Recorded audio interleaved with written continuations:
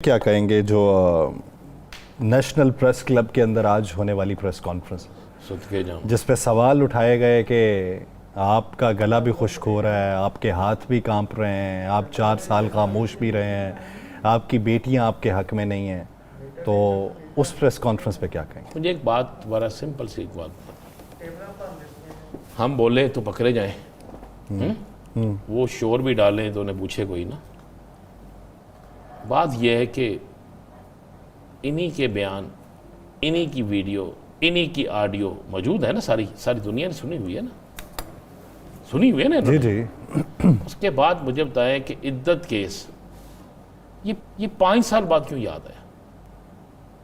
और आज इतनी बड़ी शख्सियत थी, मुझे तो इस तरह लगा कि किसी मुल्क का कुछ सरबरा आ गया है और 20 मिनट पहले इस तरह टेंशन किया गया कि जनाब एक बहुत बड़ी प्रेस कॉन्फ्रेंस आ रही है। फिर अचानक से देखा तो मानिका साहब बैठे हुए थे, खाबर मानिका साहब, और वो मोबाइल से चीज़ें सुना रहे थे और ऐसी ऐसी गुफ्तगू कर रहे थे जिन्हें सुनकर गुस्सा भी आता था, हंसी भी आती थी और ये भी आता था कि या अल्लाह झूठ कितना क्लियर बोला जा रहा है। क्यों ये बोल गए कि इनके खिलाफ एक उस वक्त के चीफ जस्टिस साहब ने 100 मोटो लिया था। यासर साहब याद है आपको? जी याद है कि जनाब आज जिस तरह हज़रत बाबा फरीदगंज शक रहमतुल्लाह का उर्स मुबारक है, वहां पर कोई गद्दी नशीन नहीं, यही सब कुछ हुआ करते थे, इनके लिए जगह महसूस हुआ करती थी। बोल गए कि तकर्रर तबादले किनके कहने पे होते थे। उस वक्त इद्दत केस याद नहीं था, उस वक्त इस्लाम की रूह से क्या होता है याद नहीं था। खुद कह रहे हैं, फरमा रहे हैं कि मैंने अपनी बीवी को तलाक दे दी, नवंबर में तलाक दी, दिसंबर में बच्चों को पता चला। यार इनके बच्चे किसी और मुल्क में रहते थे, इनकी उस दौरान बच्चों से फोन पे बात नहीं होती थी। सब बहुत संजीदा प्रेस कॉन्फ्रेंस थी आप यार, बड़ी संजीदा थी। आफरीन क्या था सर उनके साथ? कोई नया बम बनाया सर? इंतहाई संजीदा थी राणा साहब, इस तरह ना किया करें। इंतहाई इतनी संजीदा थी कि उनके साथ जो बराजमान शख्स थे वो 30 मिनट की प्रेस कॉन्फ्रेंस में 20 मिनट लूडो खेलते रहे मोबाइल के ऊपर। तो ये संजीदगी का आलम आप भी तो देखें ना। कुछ पूरी कौम लूडो चलाती है, तुसी एंड पे जाके डांग मार देंगे हो। लेकिन ये लूडो नहीं कह रहे, ये सप वाली गेम नहीं पीछे होती, वो पीछे वाली 99 पे हमें डांग मारते हैं, हम फिर वापस आ जाते हैं।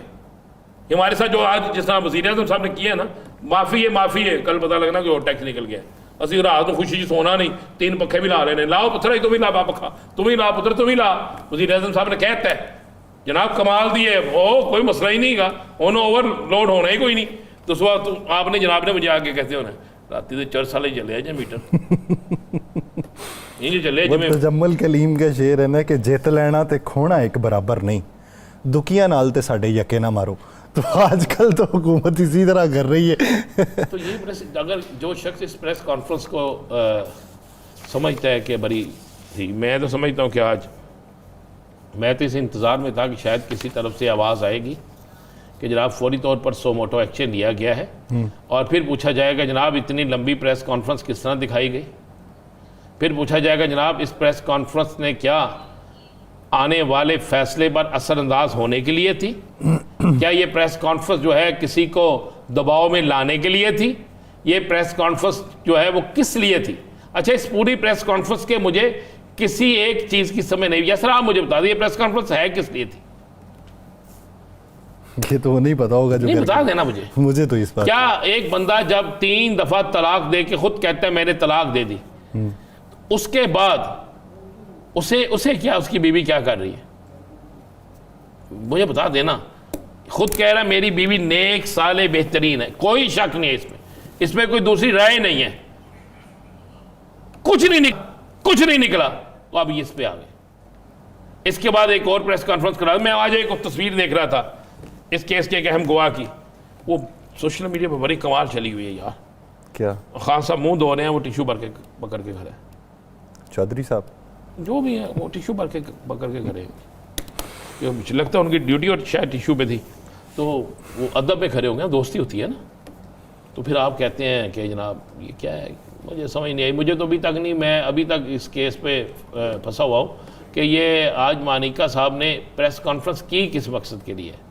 अगर तो वो कुछ तबलीग कर रहे हैं तो उस तबलीग का असर सबसे पहले अपने ऊपर लें और ये बताए कि इस सारे तलाक और इस सारे वाक़यात के बाद अगर किसी औरत पर बुख्तान लगाया जाए तो उसका इंजाम क्या होता है, कुरान और सुन्नत के मुताबिक उसका क्या है। और अगर एक घर में 4 फर्द रहते हैं, मान लें जिस तरह एक गवाह पेश किया गया था, याद है ना, एक घर का मुलाजम, हाँ जी, उस पर कानूनी तौर पर शरई तौर पर क्या जुर्म आयद होता है? वो बावर्ची जो था, नहीं जी, बावर्ची था कि ड्राइवर था, जो भी था, उस पर शरई तौर पर क्या इल्ज़ाम आयद होता है? और इन पर क्या इल्ज़ाम आयद होता है कि 4 से 5 साल चुप रहे, इनकी जबान को ताला रहा, ये बादशाह रहे उस इलाके के, ताइनातियां क्या क्या चीजें होती थी। फिर ये भी बता दें जिस केस में ये एंटी करप्शन ने पकड़ के ले गई थी, उस केस का क्या बना है? क्या वो केस खत्म हो गया? हाँ जी, वो तो उसी वक्त ही खत्म हो गया। वो झूठा केस है ना इन पे, यार ये बताया ना, झूठा केस था सर। वो उसी तरह केसेस मैं जिस तरह के मैं कह रहा हूँ जी, वो झूठा केस था। मैं अब सर कौन कौन से नाम गिनवाने आपको शुरू करूँ? जो केसेस अभी भुगत रहे हैं वो किसी और पे भी केसेस थे, लेकिन यार मुझे बताया, मैं तो परेशान हो गया हूँ। और खान साहब पे एक केस है, उसमें कह रहे हैं जी चक्री पे रुके और एक सब इंस्पेक्टर का वहां से गुजर हुआ और उसने सुना कि कप्तान जो है वो फलां फलां हदायत दे रहा है, तो सब इंस्पेक्टर उस टाइम सुता रहा, उसने आगे इतला ही नहीं दी, उसने आगे इतला ही नहीं दी कि इस मुल्क के साथ ये घिनौना खेल खेलने जा रहे हैं कि जनाब आप फौरी तौर पर ये कोई एक्शन लें। सब इंस्पेक्टर साहब की रसाई नहीं होगी अगर आज़म मकासद जो है। अब रसाई हो गई है, हो गई है यार, ऐप पे गल ना डालो, इतने खड़ो जरा ब्रेक लांगे ईडी जरी तुम जल्दियां पईयां नहीं, क्या वो सब इंस्पेक्टर साहब क्या रसाई हो गई है? अब हो गई ना आला हुकाम तक, वो फिर इतना अरसा उन्होंने रसाई के लिए कोशिशें की, तो इनकी क्या इनकी कहां तक रसाई हुई है? मौसूफ खाबर मनिका साहब, तो इनकी भी 4 साल तक रसाई नहीं हो सकी, इसलिए अब रसाई हुई है। तो 4 साल ही तो रसाई थी इनकी, अब रसवाई है। और भाई 4 साल रसाई थी, अब रसवाई है। जाग नहीं तो पाक पतन की गली हल्लों से पूछ के देख ले, मैं भी आज होके आया हूं उधर से। यार उर्स मुबारक है।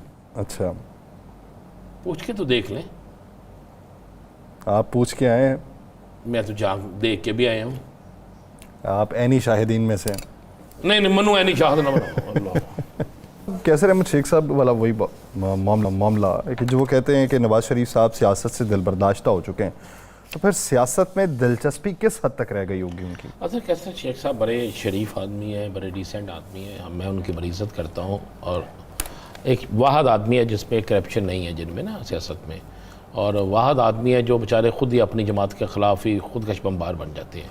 शरीफ आदमी सच बोल जाते हैं ना। बात यह है कि मियाँ साहब, इसमें कोई दूसरी राय नहीं। अब आपने मियाँ नवाज शरीफ को बाहर से बुलाया क्यों था? बाहर से आपने बुलाया, इस बड़े धूमधाम से आपने एक जलसा किया, सारे पाकिस्तान से लोगों को इकट्ठा किया, तो मियाँ साहब देतों कबूतर उड़ाते, उसके बाद इलेक्शन में तोते उड़ा दिए। मतलब ये 2-3 काम आपने कर दिए। एक बंदे को आप वज़ीर आज़म बनाने के लिए लेकर आते हैं, उसके लिए आप सारा बाज़ार सजाते हैं, सारी ग्राउंड सजाते हैं, दुनिया की हर सहूलत उसे मुयस्सर होती है। इलेक्शन में 1 साइडेड इलेक्शन आप उसके लिए बनाने की कोशिश करते हैं। एक दिन पहले आप तमाम अखबारात में वज़ीर आज़म नवाज शरीफ की लीड्स लगवा देते हैं, सारा कुछ कर लेते हैं, और बाद में बेचारे उनका हाल ये है कि एक वो सिंपल से MNA है, और उस MNA बनने के बाद वो असम्बली के इजलास में भी 1 दफ़ा ही गए हैं ना गालबन, बाकी तो 1 या 2 दफ़ा गए हैं, बाकी छुट्टियों पे चले गए हैं। और छुट्टियों की बीको मुझे लगे हैं सर, किस में लगे हुए थे? किस में? बीको में लगे थे, और पाकिस्तान रेलवे में लगे हुए हैं, किस में लगे हुए हैं? छुट्टियों पे चले गए। ओ यार, पार्लियामेंट के लिए आए हैं, वो इस मुल्क की खिदमत के लिए आए, उन्हें पार्लियामेंट में होना चाहिए।